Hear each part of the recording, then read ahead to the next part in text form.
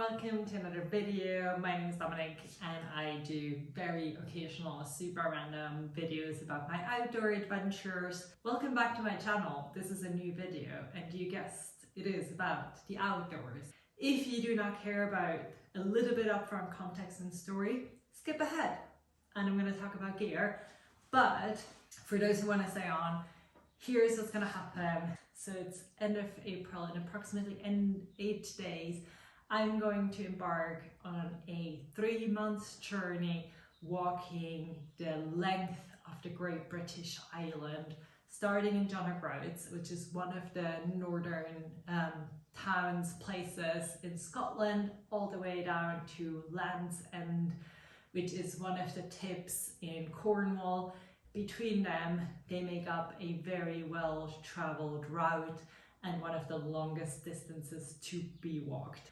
So over the course of the next 3 months, that's the adventure I'm going to embark on. I'm obviously going to do that on foot as per usual.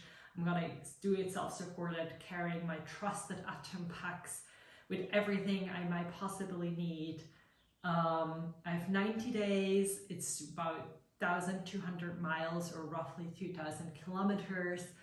I am mostly just gonna wing it like people do when they go on a thru-hike. There's some stuff that's super organized, such as certain resupplies in areas where there's nothing available, and in other areas where I'm just going to completely wing what route I'm taking, where I'm passing through, where I'm gonna stop, etc.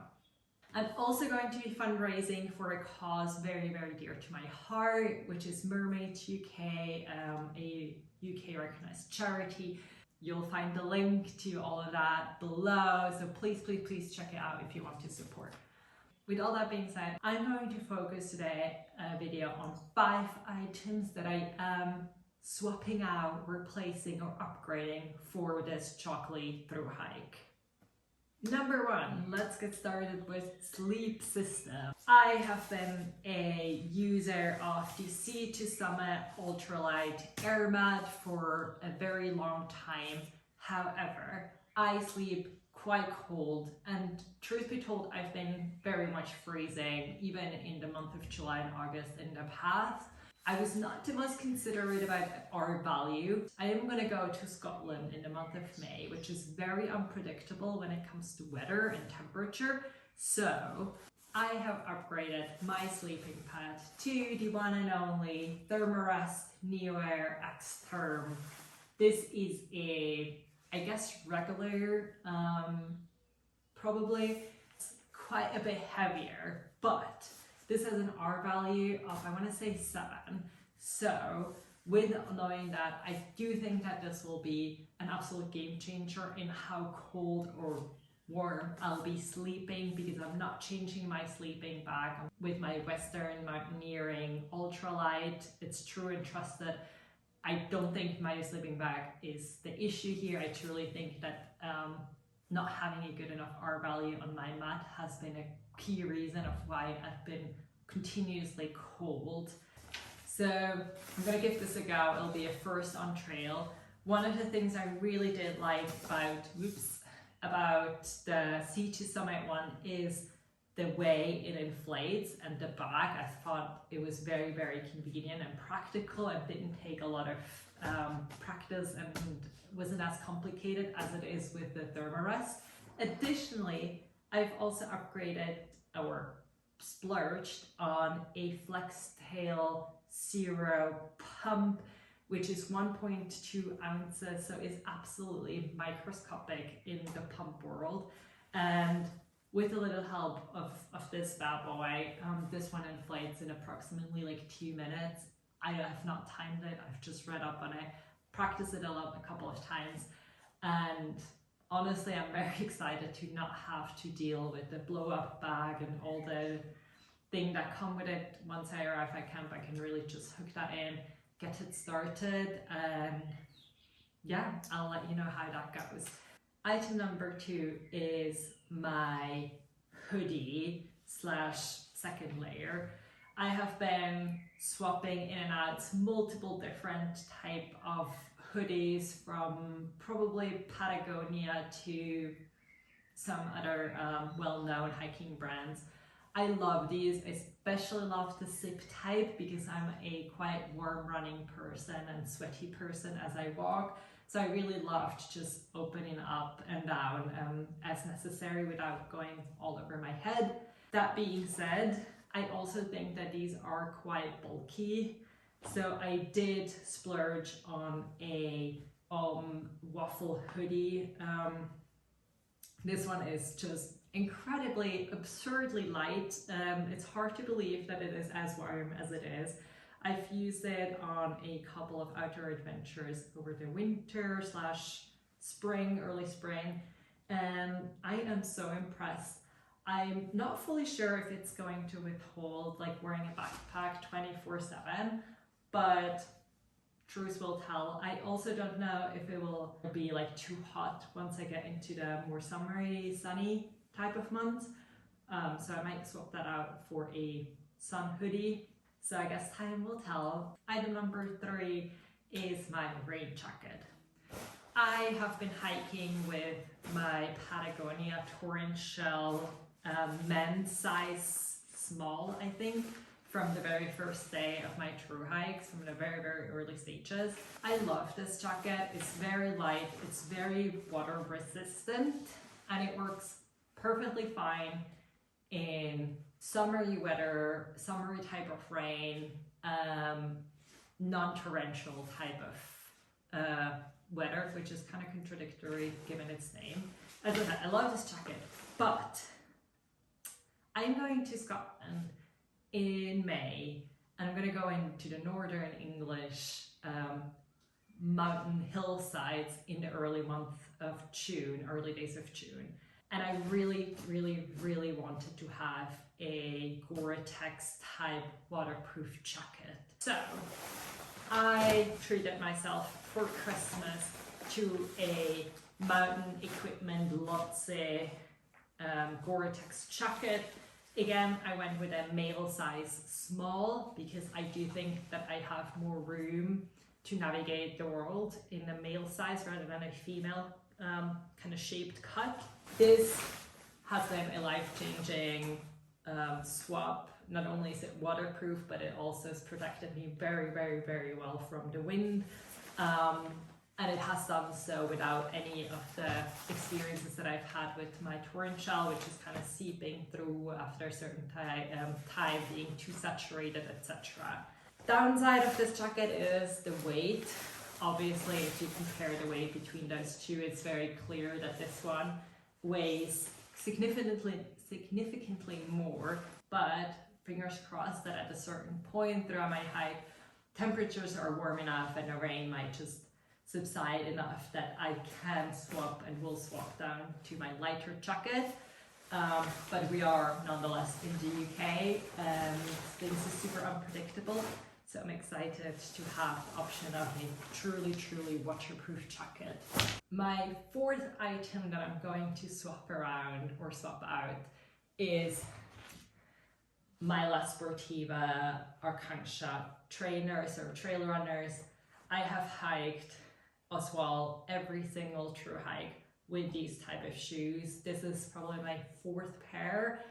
It's also my last pair because they do not sell these anymore. I love this shoe, but I also understand that it is a little bit on the heavier side for a trail runner. And additionally, it is also quite narrow in its toe box. I am someone who consistently has a lot of blisters because of overlapping toes. So I understand that this is not the bestest shoe size for my situation. Nonetheless, I love these shoes and I am going to start my Scotland part with these shoes. However, I will be swapping out to having caved in the big through hiking trends on social media to Ultra Lone Peak 7, I want to say. I do think it's a 7. I bought these with the full intention to walk the whole trail in these shoes, thinking that they would be lighter and have a much more spacious toe box. I did try them hiking Penny Fan a couple weeks ago, and while they are significantly lighter and have more space, I also felt I was basically walking barefoot, and I could feel every little pebble in my sole and under my feet, and I didn't particularly love that. So I've taken the decision to starting out in the type of shoe that I know that is a little bit heavier, a little bit thicker on the sole, but will get me through the particularly rocky part of the trail. And then once these are completely worn through, I will swap to these shoes, making it hopefully a bit of a smoother transition. As per usual, I'll be carrying my Tevas. I know that there are lighter type of camp shoes out there, but history has shown that I actually love hiking in these in days where my feet feel very sore, very numb, very swollen or blistery. I love to just put these on and actually hike in them full throttle. I've done multiple days in these, so I'm gonna stick with shoes that are not just lightweight but also comfortable for actual walking in it. And last but not least, my fifth swap out, which is not actually something that I'm gonna use for the very first time. I've used this swap before on the Southwest Coastal Path that I've done last year, but basically I'm upgrading my tent, or I have upgraded my tent. I historically started out with the Expert Lyra 3 or 2, I believe, and then I swapped to an ultralight tent, which was the Lanshan, like so many of us do. But earlier last year, I finally taken the plunge to a Dursten Mid-X Pro. I absolutely love this tent. I've seen many people do the JOGLE or Le Jog, whichever southbound, northbound way, with this tent end-to-end without any issues. So really with holding the wind, the weather, the terrain. So I am very confident that this tent will do everything I need it to do. I'm obviously going to be using it with my trekking poles, and in order to protect the ground a little bit more, I'm also going to be using a Tyvek sheet for the very first time ever before putting it up, just because the ground part is quite thin. I mean, everything is obviously quite thin because it is a DCF tent. So in order just to give it a little bit more protection, I hope that the Tyvek and the tent will do absolutely a good job. There's obviously a lot of other gear that I'm taking, but just to round out with some of the stats for this hike, I'm going to end up with approximately 7.5 kg base weight. A lot of that comes from heavier rain jacket, heavier type of thermals that I would usually take, heavier type of sleeping mat, etc.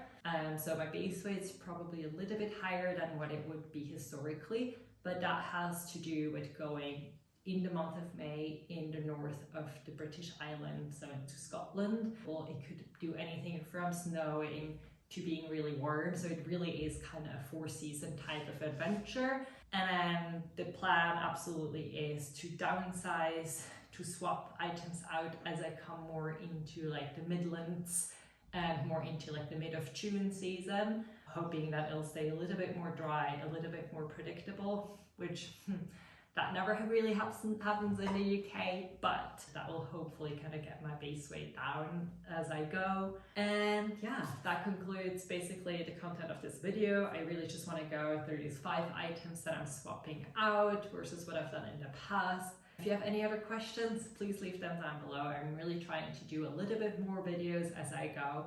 If you do want to stay up to date to like really everything that's happening, I highly recommend you give me a follow on TikTok or on Instagram. All of that linked below in the description box, so you will see what's happening on a more day-to-day basis as I go on this 90-day adventure.